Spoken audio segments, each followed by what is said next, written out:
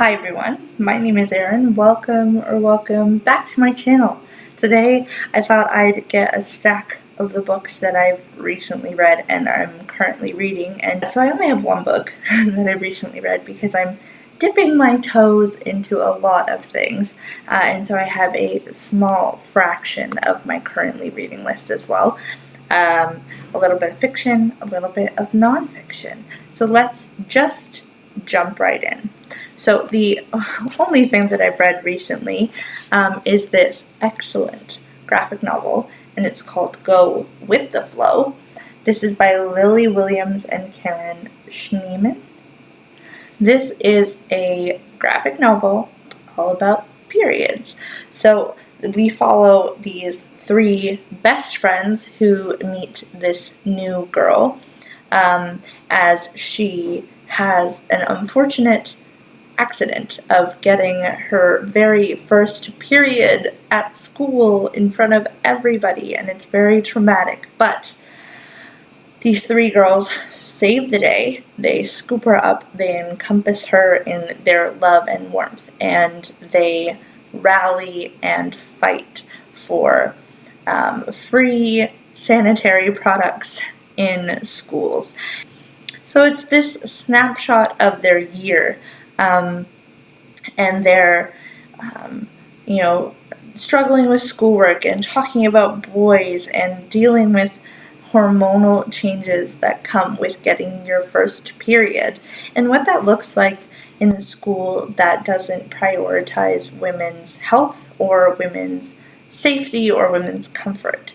And I felt a lot of these issues that they were going through felt very reminiscent of my high school days, and it was just so nice to see girl love and support and warmth. The graphic novel itself is absolutely beautiful. It's all these wonderful shades of red and pink, and there's so much to take away from this. And there's so much to enjoy within these pages. And I would highly recommend you pick it up if you are interested, or if you want to just read a fun story about high school kids kicking butt. This is exceptional. I would hope that there is a second volume coming out soon, because just being with this group of girlfriends is such a delight, and I would just love to reread it again and again. So now on to the books that I am currently reading. So yes, I have 4 here. So I'll start with Eating Habits of the Chronically Lonesome. This is a short story collection by Megan Gale Coles herself. So she wrote these, I believe it was published in 2014. So this came out before her novel, which is called Small Game Hunting at the Local Coward Gun Club. It is one of my absolute favorite books ever. These stories are very reminiscent of her writing in Small Game Hunting. So each story and each character is so fully fleshed out. Nothing feels like a question mark when it comes to these characters' pasts, their presents, their thought processes. All of it just feels like these could be people you know. And so it's very reminiscent of the writing and character development in Small Game Hunting. However, these are short stories, so you just get glimpses, and the very, very hard, awful parts are omitted in most of these stories, at the very least. I'm not done yet. I think I have about 4 or 5 stories left to go. Some of the titles of these stories are just incredible. The first one I read was the last short story. It's called A Dog Is Not a Baby, and it talks about very similar things to what you could expect. Enthusiastic About Potatoes is probably one of my favorite stories. I Will Hate Everything Later is also a really good story. and I'm just really thrilled to have this. I mean, I love the cover. It's so beautiful. I love this color.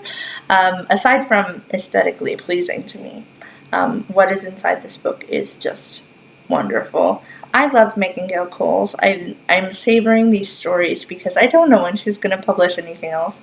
I do believe she has a play that's published, though, so obviously I'm going to get that at some point. And I can, of course, just reread Small Game Hunting at the local Coward Gun Club until I die.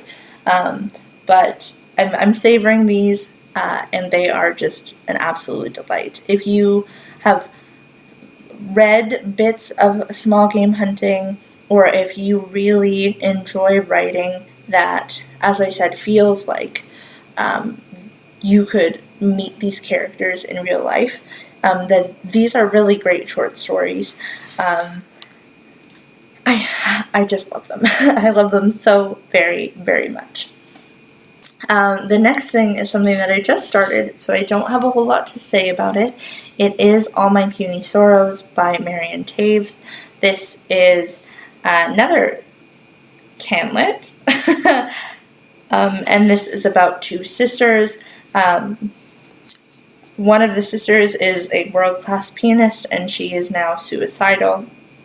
It opens with a story about their childhood and how she became to be this, how she became this pianist that is just so, miraculous and exceptional, and sort of what it was like to live in a Mennonite community, which is not something that I've ever experienced on my own. So again, I did just start this. I think I'm about 25 pages in, but the writing is very, very captivating. I've not read anything by Marion Taves yet. It is a travesty, I know. So many people talk so highly of her, and I feel like it's a travesty that I have not read her. So I'm trying to rectify that. And then I have two nonfiction books that are very, very different. I guess I'll talk about the more boring one first. It is exceptionally boring. It is a 100% self-help book. But here we are. It is about credit scores, and it is called Your Score. The subtitle is An Insider's Secrets to Understanding, Controlling, and Protecting Your Credit Score. This is by Anthony Davenport with Matthew Rudy. So Anthony Davenport in 2010 started his own credit monitoring business to help people who have who are just poor with money or debt in general. And he deals with a lot of elite wealthy people who even still sometimes can't manage their money, athletes and things like that, businessmen, that kind of thing. And so he wrote this because he felt like what was known about the credit score system is very misleading, what you can do in what you can find out in a quick Google search. So he wrote this to kind of demystify some of the things about credit scores, and as someone who is paying very close attention to my financial situation these days, I thought it would be interesting to kind of debunk what I think in my own brain. So far, it's worked a little bit, but there have been other things that I did already know. I'm about a third of the way through this. It's very readable. There isn't a lot of heavy language. He's not very condescending in his writing.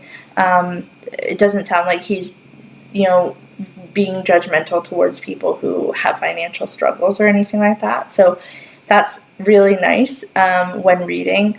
The last thing I want as a reader of self-help books is to feel like the writer is talking down to me.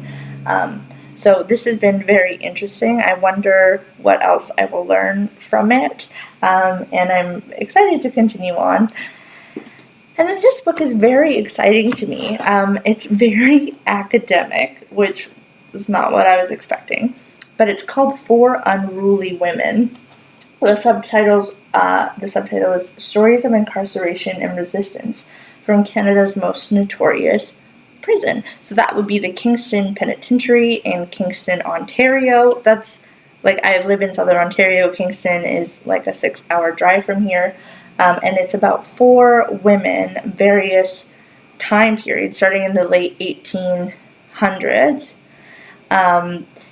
early 1800s, sorry, and going into the late 1900s. So it talks about 4 women: Bridget Donnelly, Charlotte Riviere, Kate Slattery, and Emily Boyle. And it's very interesting because Grace Marks, the title character of Alias Grace, Margaret Atwood's exceptional novel, is one of Canada's most notorious, maybe not now, but she was one of Canada's most notorious murderesses. And she served time at Kingston Penitentiary. And the first woman, Bridget Donnelly, she was serving in prison for very different crimes than Grace Marks at the same time as Grace Marks. And this talks about sort of what punishment there was for women, because back in that time when the Kingston Penitentiary was being built, they didn't really foresee a lot of women being convicted or imprisoned. And so they didn't really have a lot to go off of. They just assumed that they would be more docile and more malleable in terms of reform. And so when we had these women who just were not submissive, they really didn't know what to do. And it's interesting as we kind of move forward in time through these women, how more detailed records of the sort of systems in place began to emerge. You can really see how the women were affected. So I've read through Bridget Donnelly, and I'm about halfway through Charlotte Riviere now, and then I have 2 other women to read about. But as I said, this is quite academic. It's very research heavy because, of course, most of the information about these women is documented in the records kept at Kingston Penitentiary. So it's very detailed, and there is speculation, but not a whole lot. And I'm just finding it absolutely fascinating. I would love to read more about the penitentiary because it is one of Canada's most famous penitentiaries, but you don't really hear a lot about it. At least in my circle, I don't hear a lot about it, or I don't think about it often. But it would be really interesting to maybe find a subsequent book to bounce to after I have finished this. So those are the books that I have recently read. I'm currently reading. I'm very excited to make my way through all of those books and hopefully finish them and then continue on with my gigantic stack of currently reading books. I have about 7 things ready for me to pick up at the library, and I have about that many books already out from the library, so I have a lot on my plate. I should go read. I hope you guys are happy, healthy, safe. I hope that where you are, things are sunny and warm, and that you feel a little bit of joy today. Thank you so much for watching. Take care.